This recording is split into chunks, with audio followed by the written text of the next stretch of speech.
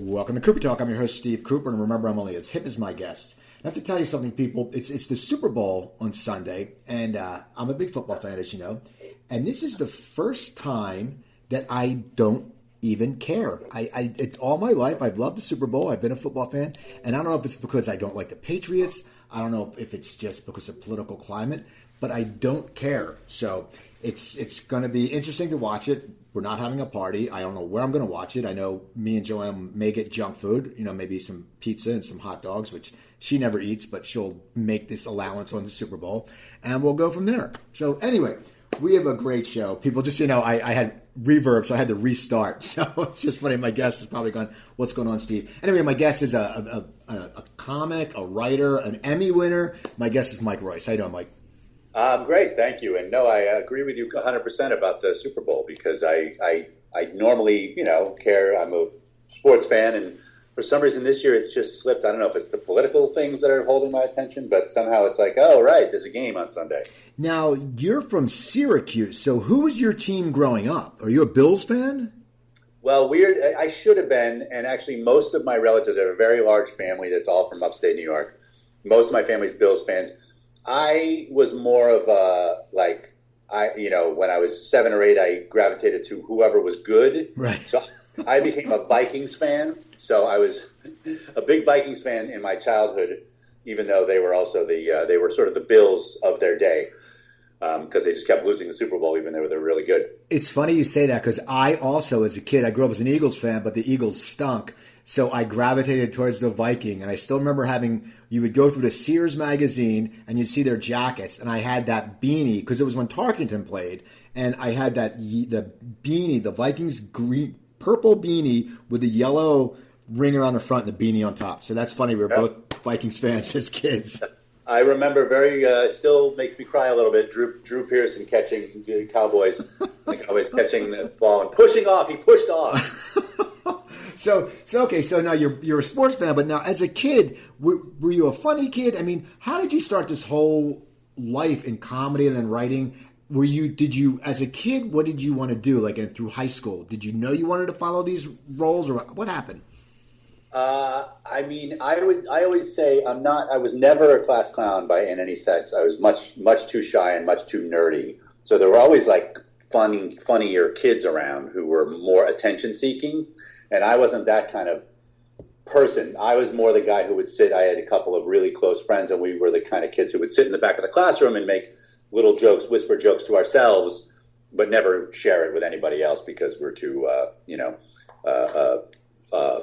introverted, So I did develop a interest in theater. I saw like a high school play when I was a freshman, and I was like, oh, I got to just suddenly it awoke something in me. So once I got into theater, I later put those two things together, I guess, of being funny and also performing. I sort of got used to the fact that when you're on stage, it's a different thing than when you're just hanging out with people being funny. One is you're I was much more brave on stage, let's put it that way. Now, you did theater in high school. When it was time to go to college, you went to Ithaca, I believe. And what was your major? And then did you sit there and did it help you having that major to further your career along the road? It did. I think everything sort of all came together a piece at a time because I did a lot of plays in high school, but then I didn't want to major in acting, so I majored in film because I also, with my two close friends, Bill and Stu, we would make films, and this was back Super 8 films. There's no sound. You're in the backyard. Half the time it's coming out underexposed. The tools that you can use now are so much better. But we would do that all the time, and I really loved doing that. So I wanted to go for that. So I became a film major at Ithaca College, and that was a piece of the puzzle to me eventually becoming a writer. So you go to college. You graduate, and now where do you decide to go? Do you decide to go straight to New York City? Because you're from Syracuse, so it's not like someone from and Ithaca's located where? Ithaca is about an hour-ish south east. Is it east of Syracuse? It's near Syracuse, but a drive. Okay, so you're in the vicinity. I mean, New York is not that far, which I always think. When people are from the Midwest and they have to decide, you decide either California, LA or New York, and you're sort of in the middle, so you're not sure. A lot of times I think they gravitate to LA because it's warmer. But for you, I mean, it would probably be, you're used to the East Coast, so it's probably a closer step, and you probably knew people who went to New York. No, that's all exactly right. My roommate from college was a year ahead of me, and he had moved to New York, so he had a place open up, so that was part of it. I had no interest in moving to Los Angeles because I had no knowledge of it. But most of all, I really had fallen in love with New York City as a teenager, even taking high school trips there. And my girlfriend at the time she was a year ahead of me, so she went to college. She went to Barnard in New York. And I got to, I'd visit her a couple of times. And I have these very vivid memories of, I went to see a movie in the middle, they double features in the middle of the day, which was like, holy, like I don't get down in Syracuse. I took the subway from Columbia, which was pretty sketchy at that time, all the way down to Times Square, which was also very sketchy. I went to some movie house in the middle of the day. I watched Midnight Cowboy and Marathon Man, two really scuzzball New York movies in the middle of the most typical feet sticking on the, soda spilled all over the place, feet sticking on the ground theater. And it was raining out and the subway was awful. And I loved every minute of it. It was just so great. And I don't know what it was, just the energy of the city. I just loved it. So different than where I was from. And I always wanted to go there. So that was kind of always the destination. So you get there. Now, when do you decide to start doing stand-up? Because right then, because I did stand-up. I started in 89. I did it from 89 to 95. I know you did it from, I think from 88. So we were on the tail end of the comedy boom. It was still jumping, I think, but it wasn't what it was in 85 and 86. What made you decide to do stand-up? And where did you do your first open mic or gig at? Well, growing up, with these friends of mine, we, Carson and then Letterman and then Saturday Night Live and Fernwood Tonight and Second City TV. These were the things that consumed my childhood. So, and then stand-up, even just seeing stand-ups on the Carson show and then later on the Letterman show, I always wanted to do that, but I always never thought I would have the courage to do it. And some of my friends, a couple people I knew did it in college, but that to me was like a nightmare because then you bomb and you're trapped with your audience for 4 years. Every just walking around, hey, there's the guy who sucked. Remember when you sucked? Forever. So it just seemed like a nightmare. But then once I moved to New York, it was just the fact that it was totally anonymous. I could just go, and I went to Pips in Brooklyn was the first place I went. I know it. Sheepshead Bay. Yeah, Sheepshead Bay all the way out. I lived on Staten Island at the time, so it was like a whole trek, although in some ways closer. But I went and I was like, I'm never going to see any of these people ever again. So let's just try it, And I took it from there. And the first time actually went pretty well. I'm ashamed to say that the first laugh I got was at the expense of another comic, which is not really, it's not really, it's against protocol. But he had a particularly weird set, so I just kind of, I wasn't really making a joke about him, but it was a reference to something that he did. Anyway, yeah, that was my first time, and it was mostly because I was in New York. Was the comic, did he have babies on stage with him? Why, do you remember a guy like that? No, well, you remember Lenny Schultz? Yes, he had those weird babies. They would pee stuff. Okay, never mind. I thought that might be who you're talking about. Yeah, no, I worked with him later in the mid-'90s. That was insane. Okay. Insane. So you're starting to do comedy now. Now you have a good set. So then do you start going up more? Do you start sitting there and saying, I'm going to hit other clubs? Yeah, I had, what I later learned was a little false confidence, because then the first time, just the fact that I got a few laughs was kind of okay, maybe I do, or maybe I'm going to be good at this. The second time, I was working a day job at MetLife at that point, and I had a bunch of people at work that I got to know. So I invited them to the second show, which was at Comedy U Grand, which isn't with us anymore. Neither is Pips, I guess. That was in Soho on Grand Street. And so, it was one of those things where half the crowd was people I knew. And in this instance, they were eating it up. So I did a lot of time, and it was great. And So after the show, I'm, go up to the club owner, kind of expecting him to be like, all right, well, you can work here now. And of course, he said nothing of the sort. And I didn't realize, what was happening, which was he was just happy I brought paying customers. He wasn't, wasn't about to give me, nor was I ready for actual comedy. But in my head, I was thinking, man, I'm pretty good. So the third time was at the Improv, the famous Improv, still the hottest club in the city at that point. And there used to be a lottery, which you may or may not have been a part of or remember. And it was lying around the block that you would wait to get a number, and they only gave out like 10 or 15 numbers.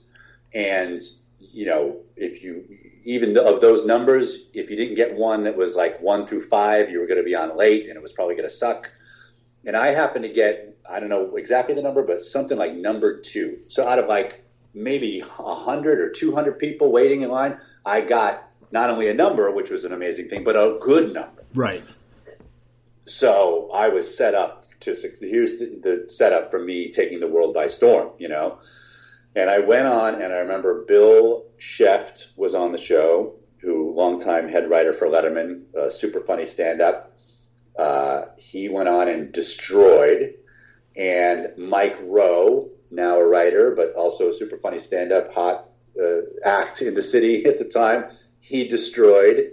And then I went on, and I did not destroy, Steve. I did not do well at all. It was 5 minutes of, there was no booing or heckling, but it was just people kind of uncomfortable. There was no laughs, I had no confidence. Watching these real comics that I hadn't been exposed to at these 2 open mics that I did previously, watching them operate gave me an idea of, I'm in a different pool now. And I took the long subway ride home and then ferry ride home to Staten Island, feeling about as bad as I've ever felt in my entire life and thinking there's no way I can ever be a comic, ever.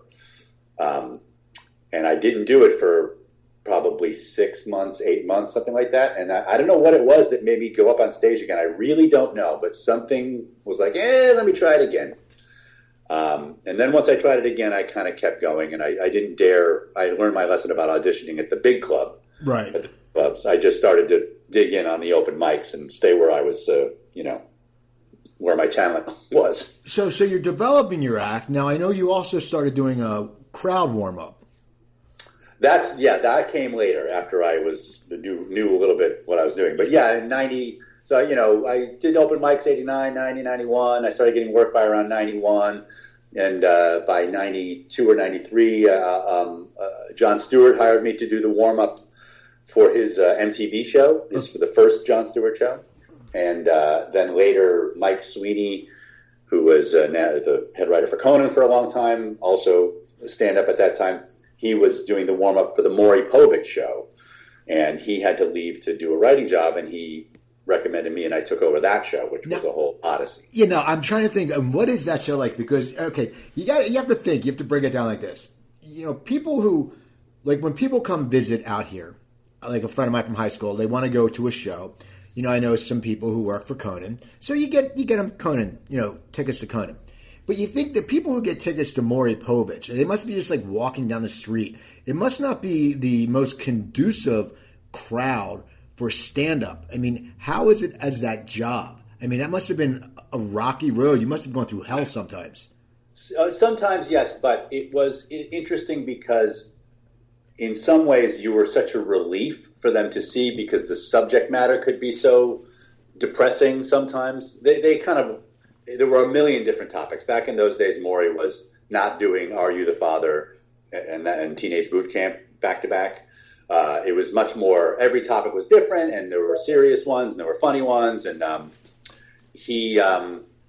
so me going on in the beginning and then coming on in the middle, like at the commercial, during commercial, you kind of come on and, walk around and kind of, do some jokes and stuff and whatever, just work the crowd to keep them active, usually ask them about, make sure they're active and asking questions and stuff like that.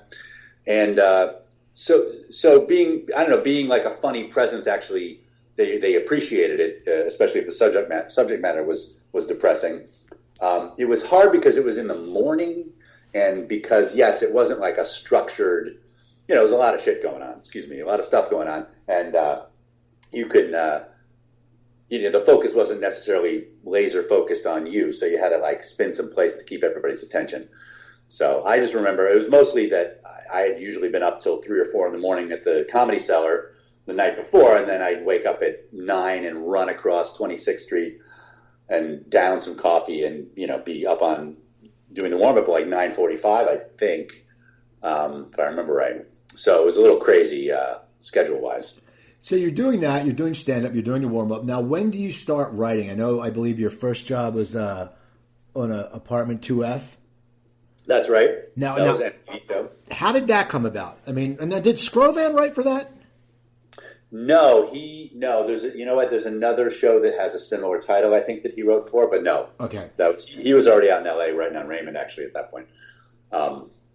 Apartment 2F was an interesting, because it was started the Sklar brothers, Jason and Randy Sklar, who are really, really funny guys, and they were big in the alternative comedy scene, Luna Lounge and all that kind of stuff that was happening in New York at that time, and I had really wanted to gravitate. I wanted to go to those rooms, and I hadn't.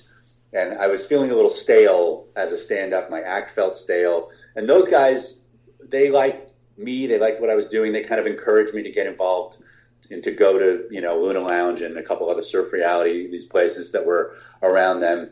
And it was so fun. And I got to do stuff that was so different than my regular act. It really expanded me as a comic and made me a much funnier, gave me a voice, I think, a little bit. So they were fans, I guess you could say. And then when they got this show, they were like, you should submit for writing. And they actually kind of, I'm not sure MTV was like, I think MTV was like, who's this guy? He's got no experience or whatever. And they kind of pushed for me to get on the show. So that was great. And, the show itself was a sort of sitcom / alternative comedy.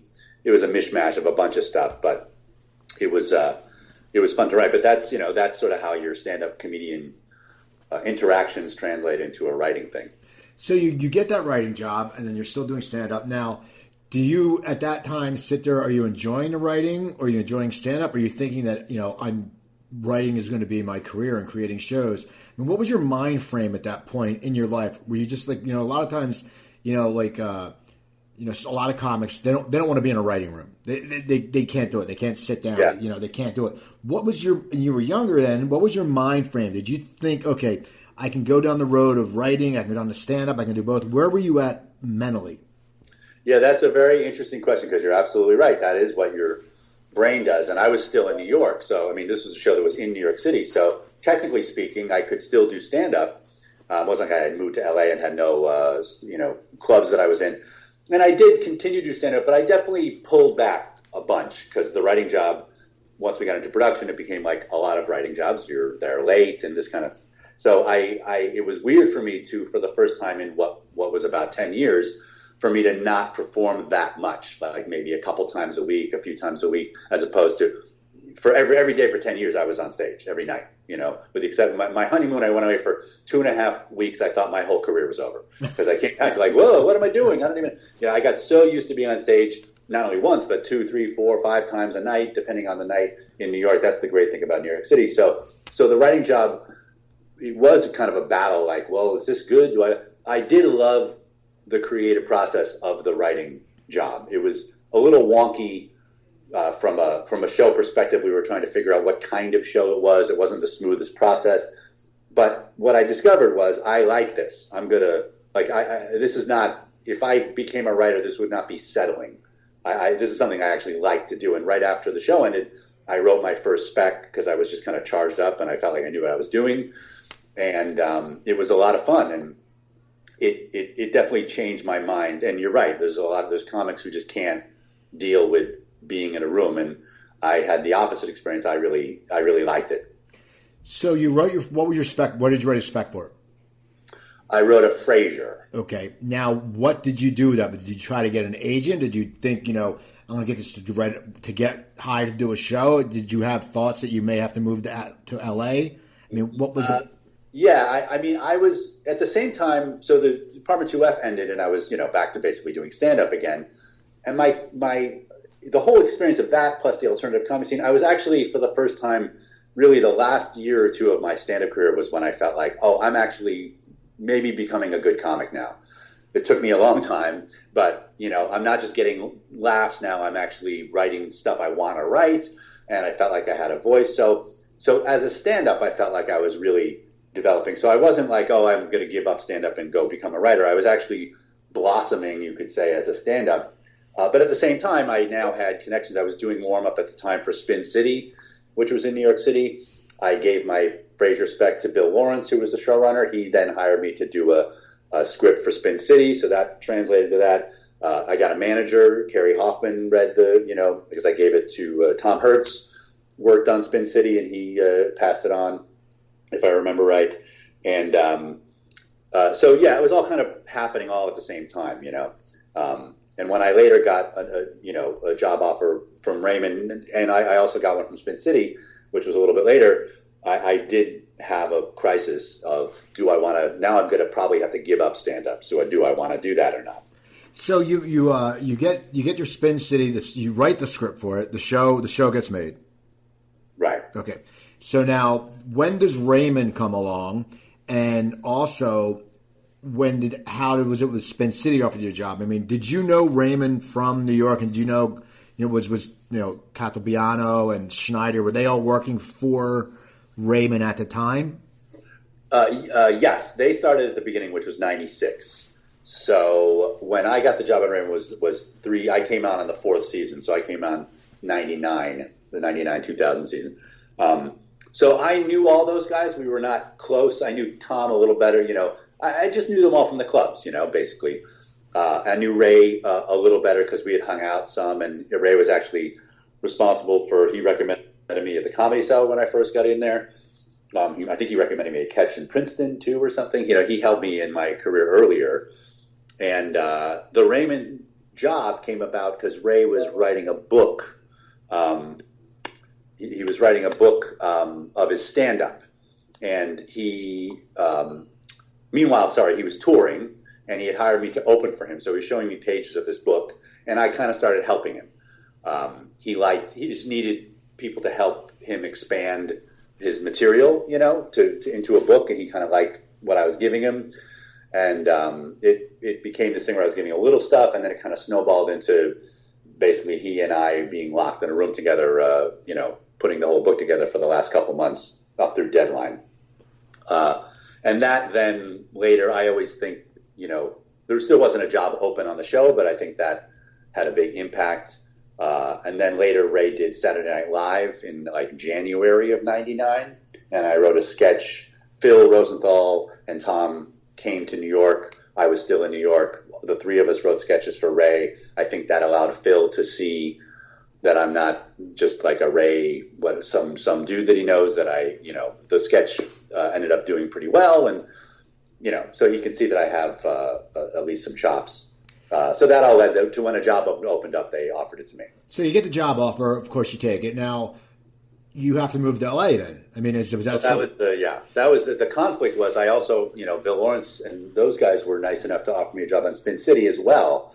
And so I had a really hard choice because I love New York, as I mentioned.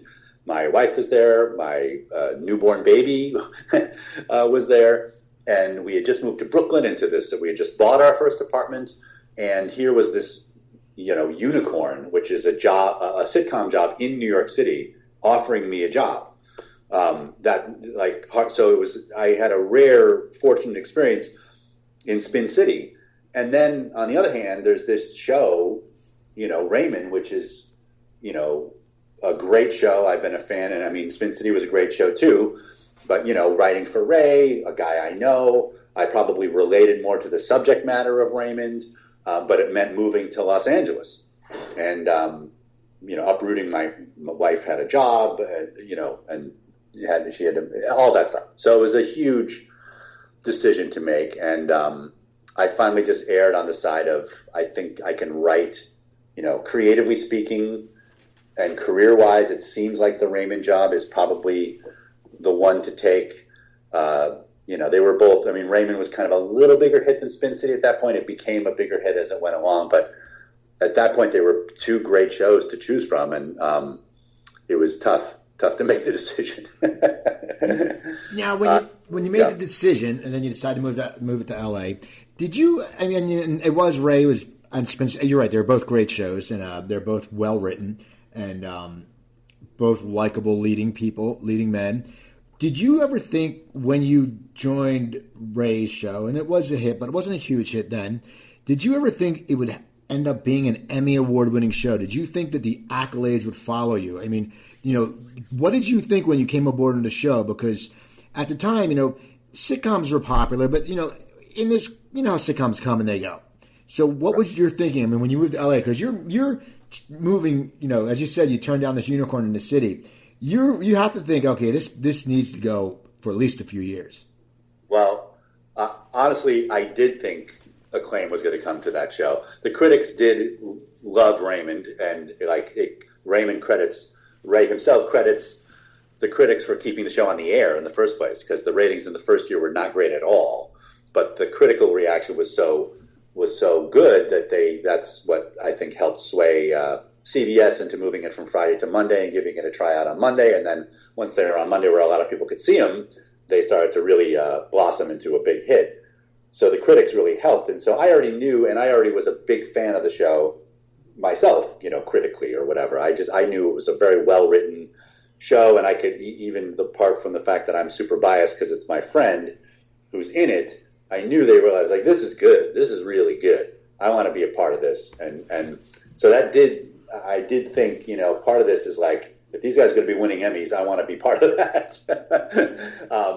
And lo and behold, I moved out, and 3 months later, they were nominated for an Emmy. I had nothing to do with that because it was for the previous season, but I did always tell them, you're welcome. Okay. So you go, and then, you were nominated for an Emmy for one of your episodes. And, yes. And you guys received 2 Emmys, I believe, right?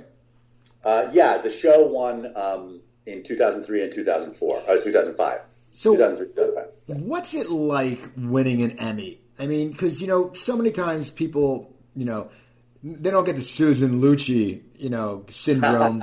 But there's, it's something that, so many people have been up for Emmys. And for certain times, it's like, when you were sitting there as an actor, when Bill Cosby was popular, he was going to win. When John Larroquette was up, he was going to win.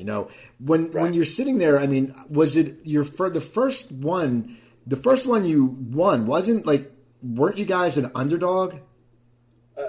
I think both. And even the second one, I think we were more of an underdog, because I think by that time people were like, that show's over, It is a incrediable experience. There's no other way, because it's you never think you're going to win. And one thing that people, it is incredible just to be nominated, because that's already, holy crap, I'm at the Emmys. But what happens is we got nominated 4 years in a row, or whatever it was, 3 years in a row, and we lost every time in every category. Well, to take it back, not in every category, but we lost every time. And you're there and you're hoping, oh my God, I hope we win. And then you lose and you suddenly feel like a loser. And of course you're not a loser because you're already nominated. It's already great. So when we had the experience 3 or 4 times in a row of not winning, and you can't help your adrenaline's, no,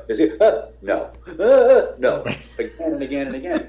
So when they finally, you just don't believe, you get conditioned. Like, I don't think it's going to happen for us. And there were hipper shows.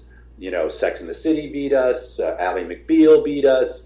Will and Grace beat us, I think, if I remember right.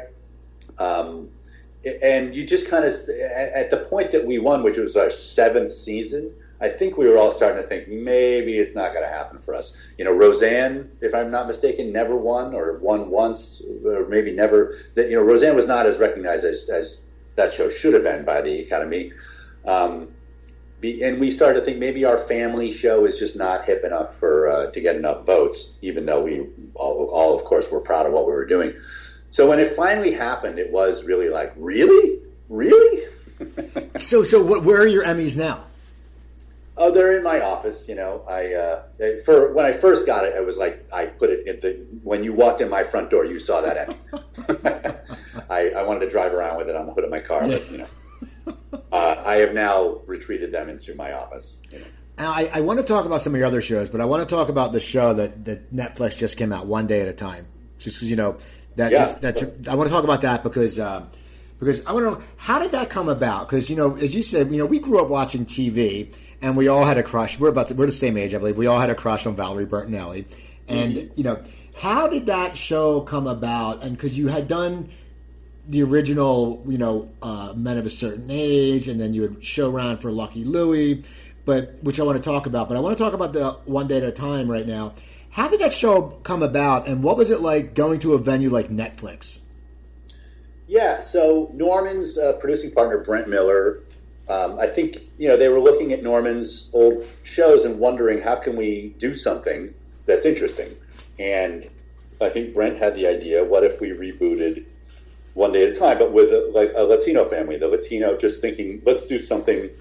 The Latino audience is incredibly underserved, and let's.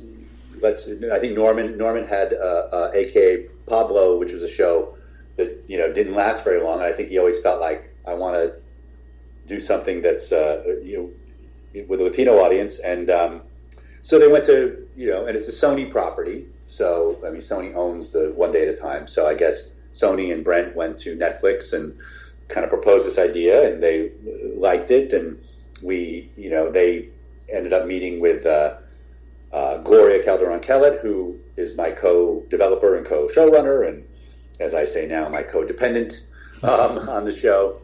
And the show kind of, and they met with me, and I was very interested.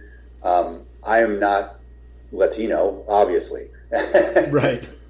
And so my first question was like, I can't be, we need someone who the voice of whom is going to be coming through the show. And that was Gloria. And she was a playwright who wrote all these great things that I read and really, really enjoyed. So we got to, once Norman approved me, we got together, and Gloria and I really hit it off creatively. And the show is kind of a mishmash a little bit. It's really, a lot of her family. I also have teenagers, so I was able to sort of bring some of that to the table. And it just became this basically completely different show from the original. But the premise is the same. It's a single mom. But, now we've made her a veteran based on Norman's input. Norman's a veteran and very concerned about veterans' issues. As am I, and as is Gloria. I was able to do a show called Enlisted a couple of years ago that, brought me in touch with a lot of military people, and it was really eye-opening for me. So the main character, she's a veteran, and her ex-husband is a veteran as well. So we're able to deal with some of that stuff. It's a very interesting biography to have in America right now. So yeah, it's I'm kind of getting ahead of myself, but that's sort of how it all came about. Now, what's it like though, as a writer, a TV guy, to sit there and you have to take over? You have to work with a Norman Lear project. It reminds me, I'm a big Philadelphia Phillies fan, and when Mike Schmidt retired, poor Charlie Hayes comes about, and people are like, you got big shoes to fill. What's it like to sit there? Because Norman Lear is a legend. The guy shaped sitcoms.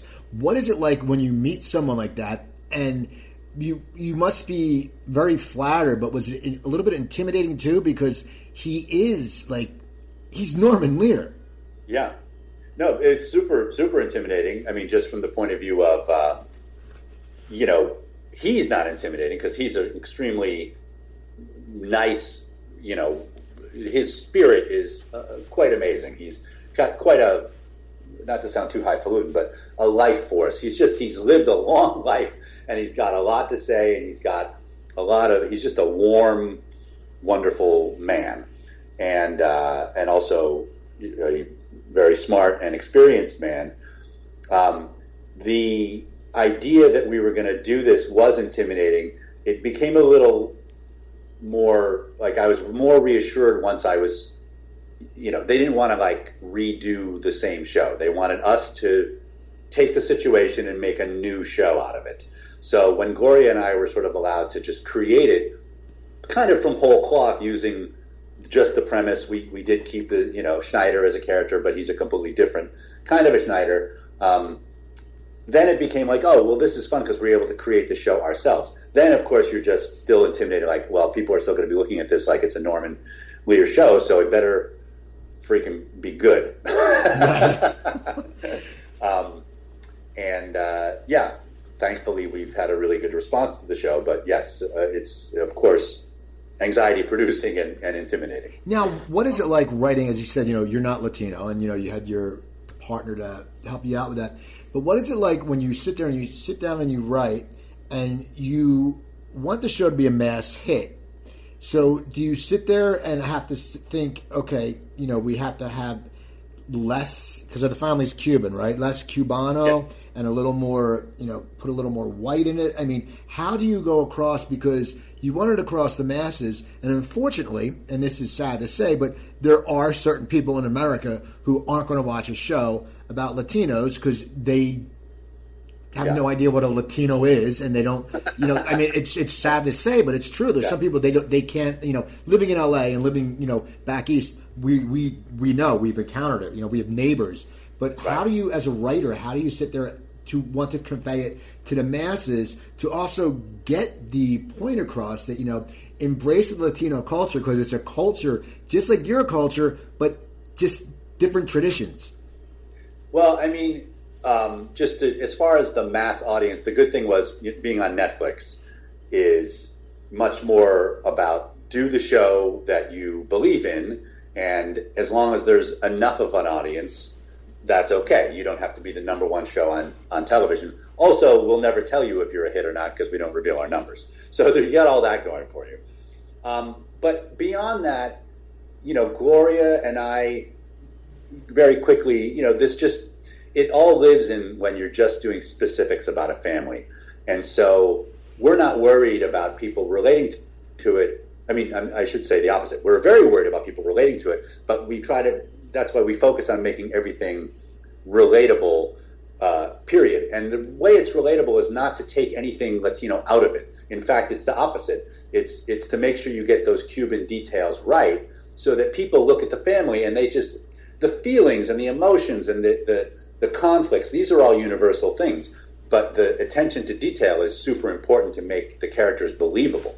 Where you get in trouble is when they're not believable, when they're like stereotypes, or if you're, as you say, trying to make it less Cuban or something like that. If it's happening, on Raymond, Phil would always say, if it's happening in your house, it's probably happening in a lot of people's houses. And it's the same thing with our family.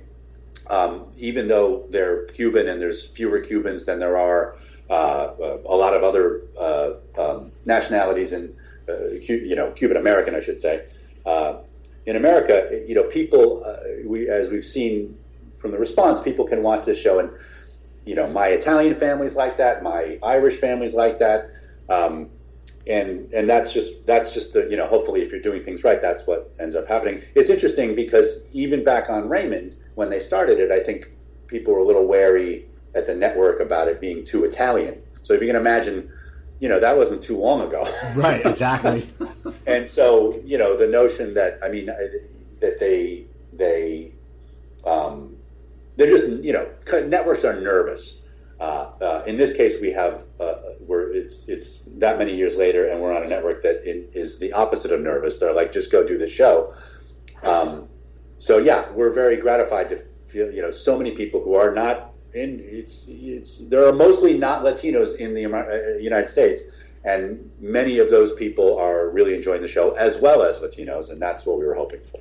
Now, as a writer, what's it like when you work for Raymond and Men of a Certain Age and all these shows that the episodes, you churned out one a week, Raymond, you had to get it done, you had to write the stories. With Netflix, because it all comes out at once, is there a different writing process? Because, I would assume, like, over a season of Raymond, some things may develop. You may have a recurring character that all of a sudden you go, wow, we got to bring this person back. But when you're writing, how does that work when you know they're all coming out at once?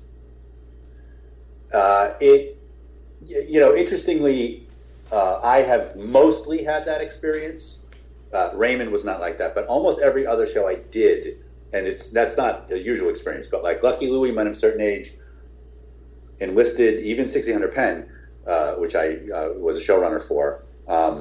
These are all shows that were like either mid-season or cable, and so they had different ways of operating, and we got done with everything before it hit the air, you know?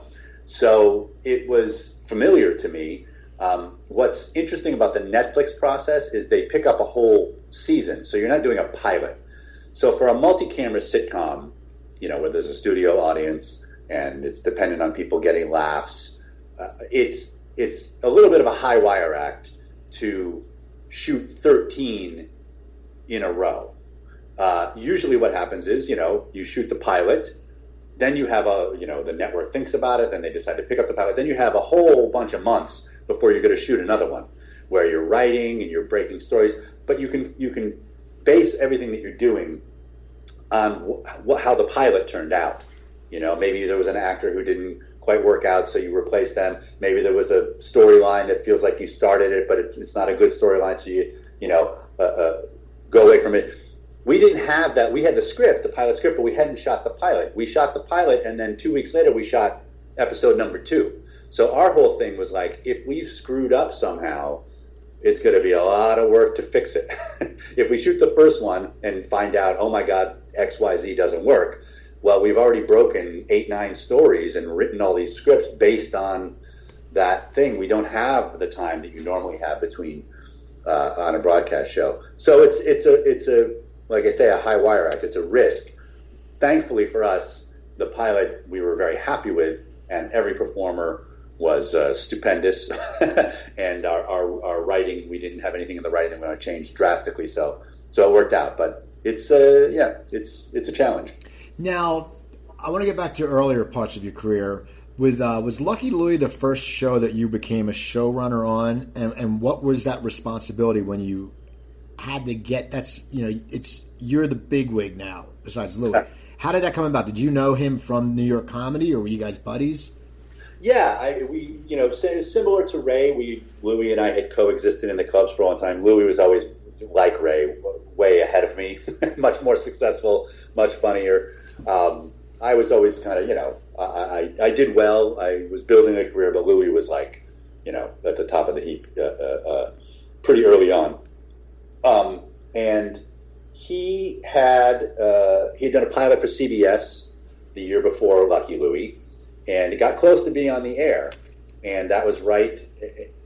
And he was interested in he tried to basically do a network version of himself, and it wasn't that successful. He was dissatisfied with some of the way it turned out. He liked he liked the experience. He wanted, I think, more control over it. And just the fact that he had to be on a network kind of censored him, obviously, if you've seen his act. Right. So when this HBO, I guess, he went and pitched the show to HBO, and he wrote the whole pilot himself. And when he needed a show, he wanted to be in it, they were like, well, you got to go get a showrunner because you can't just do everything yourself if you're going to be in it.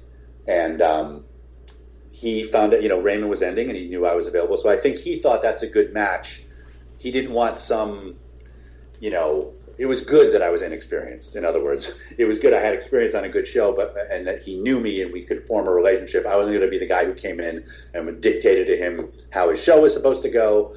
He could really remain in control at the same time that we were working together. So I think that was what was attractive to him. So you did that, and then now Men of a Certain Age, that comes along, and now did you co-create that with Ray, or did you create that on your own? No, we created it together. Now, what was that like when all of a sudden it's your creator, you're going to be the creator, and it's a break away from straight up sitcom. I watched the show. It was very enjoyable, but it wasn't, Yeah, no, it was a drama with some comedy. Yeah, people who may be expecting, Raymond, from Everyone Loves Raymond, yeah, some of the beats were the same, but, the son and the family and, just the different things. What was that like? Were you excited to try to branch out to drama? Was it something that you and Raymond had talked to in the past about, saying, hey, one day we might do a drama? Or, how did the drama aspect come along? Because you were coming off sitcoms. You were coming off Emmy-winning sitcom. You ran Lucky Louie. You had that comedy in your background. How did the drama come to? And how did the network take you serious when it's two guys who were basically sitcom guys. Yeah, you make it sound much harder than it was. It's funny now that I think about it. It really came out of this organic thing where Ray and I just started meeting because we didn't know. So the answer is we didn't go, oh my God, one day we have to do a drama. We just met and started talking about stuff that was interesting to us. It was originally like, let's try to write a movie or something while we have all this time. Ray has now, in this timeline, there's been a year and a half or so since Raymond went off the air, and he's been looking for the right thing to do. And, he's dabbling in movies a little bit, but hadn't found a lot that had really excited him. Friday Night Lights was on, and he was a big fan of that show, and I was too. And we just started talking about doing something in that tone, this very naturalistic tone. Part of the reason it was, that we felt like it had to be that way was so that Ray needed to do something completely different than Raymond. He didn't want to do something where it would be compared to Raymond, like another sitcom. He doesn't want to do that again because he feels like he did it right the first time. So I don't want to, do that. And the issues, the stuff we were talking about, it was very basically because it started as kind of an indie movie almost. That's sort of the tone of where we ended up.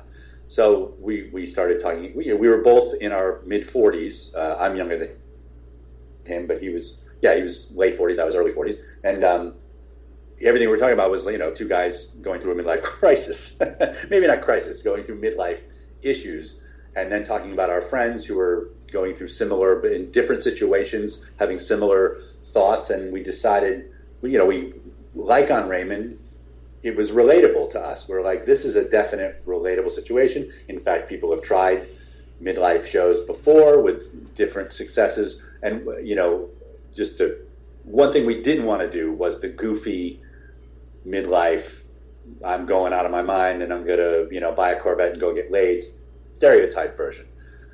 We wanted to keep it very real and write what we knew and were experiencing. So it came out of that, knowing a lot. The three characters were, there's a married guy, which sort of, that's where Ray and I are, married with kids.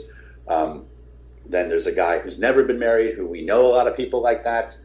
And then there's a guy who's divorced. And of course, that's when you're in your 40s, a lot of your friends and relatives, that's the thing that's happening in their lives. So it felt like three different perspectives on that era in your life. It just sort of took flight from there, Now, yeah. What was the difference in the writing rooms? Because coming from a sitcom, now when you went to get writers, were you looking at more comics? Were you looking at more serious? How do you staff a show like that when you're coming from a sitcom where the writing, I'm sure the room is much looser? And, Phil's been on my show, and I'm sure Phil ran. And when Phil was around, Phil's a very positive, uplifting guy. And I'm sure everyone was, a good sense of humor, but you had to write some heavier stuff in, the anxiety and stuff like that in men of a certain age. How do you go about staffing a show like that? And what's the overall feel of the writing room? It was an interesting mix. It was a smaller room than a comedy room. There were 8 of us, including me and Ray, so there were 6 writers. It was mostly former comedy writers and then a couple of drama-ish writers. It felt more like a comedy room, although we didn't. So just in terms of breaking the stories, there was a lot of joking around. There was, it felt like, it wasn't that different from the Raymond Room in terms of we were bringing in stuff from our own lives and relatable stuff and telling stories and trying to see what made an interesting story for this show. That's all the same as the Raymond thing. We just then didn't translate it into the same genre, the same like punchlines and stuff. And where the room diverted was we would never or hardly ever rewrite in the room. We would break the stories and talk about it. Then the writers would write drafts and we would give notes and we'd go back and forth like that. But in a comedy room, you're always looking at a screen and like rewriting, and pitching jokes and kind of doing group rewrites. And we didn't do that on this. And I've never been in a straight up drama room before. I don't know I think it's somewhat similar, but that's just the way that it worked for us. Now the show got critical acclaim. Now I believe you guys won a Peabody. Yes, sir. Now, does it frustrate you when it gets a critical acclaim and you win a Peabody, so you're doing something right, and then it got canceled? I mean, as a creator, how do you deal with that? It must piss you off because it's like, hey, you know what? You know the product's good, and I'm not going to mention a certain show that my girlfriend watches. It's been on for like 5 years, or 6 years or 7, and it's the worst crap I've ever seen in my life. In fact, when she watches it, I go upstairs. But I mean, how do you, as a writer and a creator, especially because you guys created this together, it's like your baby. How do you react to that? I know it's part of the business, but it'd be different if they said, "Oh, this show is schlock." But no, you got the Peabody Award, you're getting good acclaim. How do you react to that as a writer and a creator? Not well. I mean, it was crushing, honestly. Not because it was so unfair, which you could argue back and forth. The show, the ratings were not great. I think they were good enough to renew, and TNT, was agonizing about it. I don't want to in any way trash them because they took a chance on this show that didn't fit in. It was very unlike all the other shows they were doing, and they were trying to make it work. And the fact that we got 2 seasons out of it and all this work that we're proud of, that's all, good. And I think they and we, think that they probably made a mistake, that they probably could have renewed it and we would have had a bit of an upswing. And obviously there was critical stuff to, that we could have taken advantage of. But at the same time, it's just hard when you're doing something good and you're not able to do it anymore. And the numbers were not great. So it was not out of some kind of weird, complete injustice. It's always a judgment call on their part and on the people's part. It also, if we had only been maybe a couple years later, the whole streaming thing was happening. If this was a Netflix show or a Hulu show, I think we'd be on forever, But it was right before all that stuff happened. I think Netflix had just announced this new show, House of Cards. They had just gotten into streaming, and it's recent history, but it's ancient enough now to we were at the very tail end before streaming took off. And there might have been, we tried to sell it to a bunch of places, but Amazon wasn't really a thing yet. It just, it could have kept going in a different era, I think. Now, you said, you show ran 1600 Penn? Yes, I didn't create that, but I was the showrunner. Now, do you ever sit there now with the political climate we're in right now, that you sit there and there was a sitcom about the White House, and now, the trophy wife and all that. Did you ever sit there and think, did you ever think being involved in a political show that, a few years after, our country would be divided politically? Did you ever think that? Because comedy brings things together. But what were your thoughts? Would you just this stuff like this will never happen? I mean, what went through your mind? Because now it's changed. I mean, looking back now, you read the log line of the show, and it's a mess. I mean, what do you think as someone who ran that show? Well, 1600 Penn was very apolitical. It was. I'm not sure that the president's party was ever stated. I can't remember, but I don't think it was. It was. What was funny is even back then, it wasn't that long ago. 2012 wasn't exactly. Things were pretty polarized back then, and that was when Romney was running versus Obama. And I remember seeing tweets. Like, "Oh, NBC made a show with a white president because they can't handle that we have a black president." Then I saw tweets that were saying, "Oh, NBC wrote this show with a white president to be politically correct," So there were people on both sides. People on both sides viewing the fact that the president was white completely differently.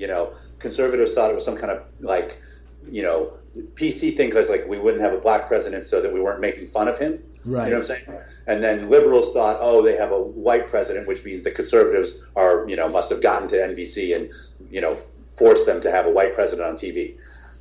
So people view things in a way that obviously fits their agendas. The show was just about this family in the White House and was really just a family show, except it was the first family,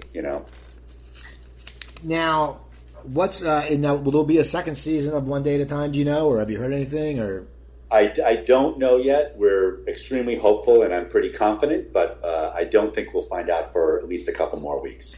Now, in your off time, have you thought about doing stand-up again, or is that something that's just a page out of your life? Because I know Scrovan, and I've gone. I didn't go this year, but I went to the two before the benefit that Scrovan holds. Right, for Public Citizen. Yeah, right. And I know him and Schneider were up there, and Steve hadn't been on stage forever. Did that start putting little urns to the fire of your stand-up? Just seeing those guys going back up on stage. No, because those guys suck. They're terrible. No, no, they're both hilarious guys, obviously.